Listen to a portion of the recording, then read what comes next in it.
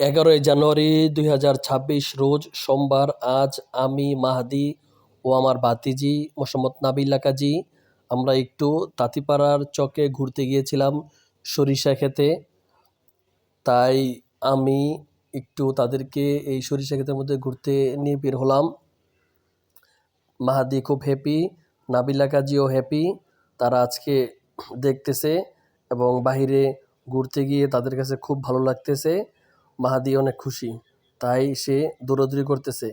এই যে নাবিলা মাহাদিকে পাপা দিতে বলতেছে, আর নাবিলাও মাহাদিকে আদর করতেছে। মাহাদিকে নিয়ে একটু দৌড়াদৌড়ি করবে। মাহাদিও দৌড় দিচ্ছে নাবিলাকে ধরার জন্য। মাহাদি একটু দৌড়িয়ে যাচ্ছে নাবিলার দিকে আর সরিষা ক্ষেতের দিকে আমরাও দেখতেছিলাম।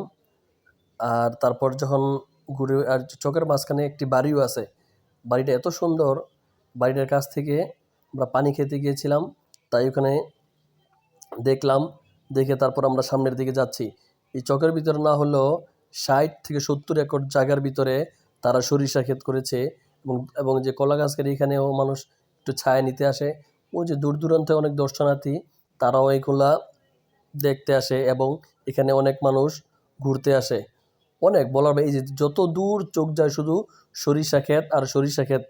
এখানে প্রচুর পর্যটক ঘুরতে আসে এবং এখানে অনেক দোকানও থাকে পাশাপাশি। তাই আমরা আজকে গেলাম এবং দেখতেছিলাম। মাহাদিও সবচেয়ে বেশি হ্যাপি মাহাদি, সে দৌড়াদৌড়ি করতেছে।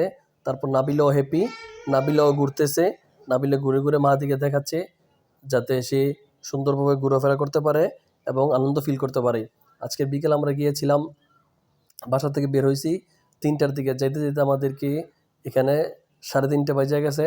তারপর বিকেলে মোটামুটি ঘুরলাম। ঘোরার পরে এখানে 4টা 4:30টার দিকে আমরা ব্যাক করলাম বাসায় আসার জন্য। মাহাদিও আসতে চায় না, নাবিলা কাজীও বাসায় আসতে চায় না।